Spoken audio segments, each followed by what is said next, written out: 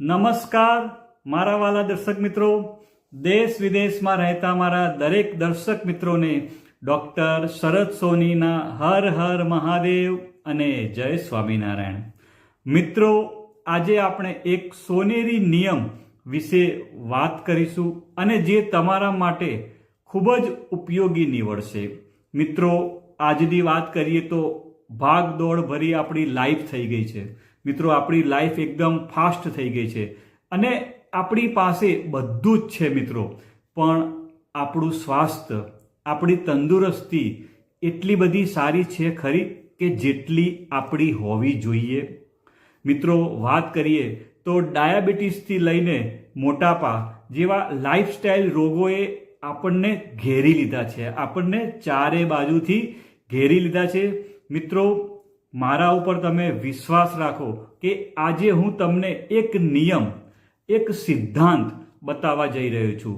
તેને જો તમે તમારી લાઈફમાં, તમારી જિંદગીમાં જો તમે એને અપનાવી લેશો તો હું વિશ્વાસ સાથે કહી શકું છું કે 90% રોગો, બીમારીઓ તમારાથી ઘણી બધી દૂર જતી રહેશે અને તમે ખૂબ જ હેલ્ધી, ફિટ, મજબૂત અને ખૂબ જ ખુશીભર્યું તમે જીવન જીવી શકશો.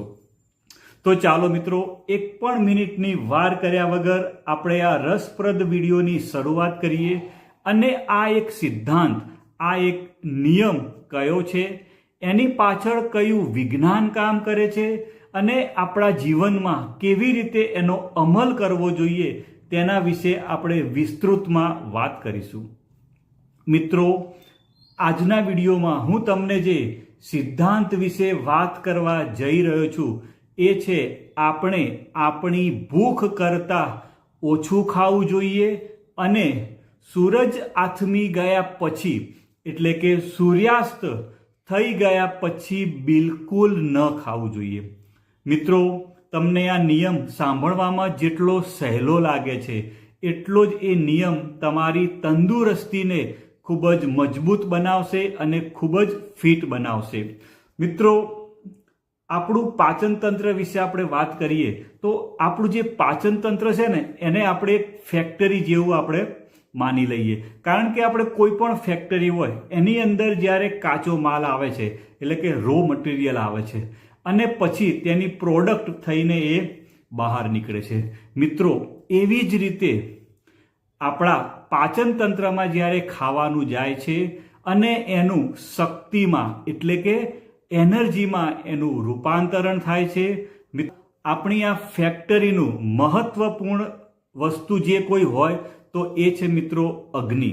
મિત્રો, આયુર્વેદમાં તો અગ્નિનું ખૂબ જ મહત્વ આપવામાં આવેલ છે, જે આપણા અન્નને, આપણા જે ખોરાક છે એને પચાવવાનું કામ કરે છે અને આપણને શક્તિ આપે છે અને આપણી રોગ પ્રતિકારક શક્તિ વધારવાનું કામ કરે છે. મિત્રો, તમે વિચારો કે આ અગ્નિ જો બરાબર કામ ન કરે તો એનાથી શું થશે? મિત્રો, આપણી પાચન તંત્રની કાર્યક્ષમતા એકદમ ઘટી જાય છે. મિત્રો, જ્યારે આપણે વધારે ખાઈએ છીએ ત્યારે આપણા જઠરમાં જે પેદા થતી અગ્નિ ઉપર કામનું ભારણ વધી જાય છે, તેના ઉપર એકદમ લોડ વધી જાય છે અને આપણું ખાવાનું બરાબર પાચન થતું નથી.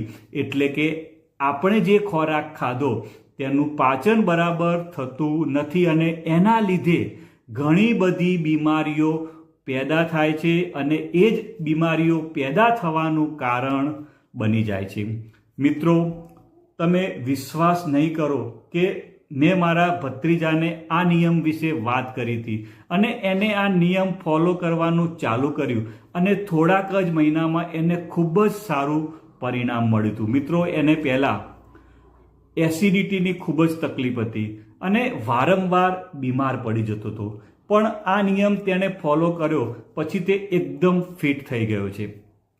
મિત્રો, આ નિયમ એવો છે કે જ્યારે તમે જમવા બેસો ત્યારે તમારે 75% તમારા પેટને ભરવાનું છે અને પૂરેપૂરું એને ભરવાનું નથી. મિત્રો, આને આયુર્વેદમાં ઓછું ખાવાવાળું ડાયટ પણ કહેવામાં આવે છે.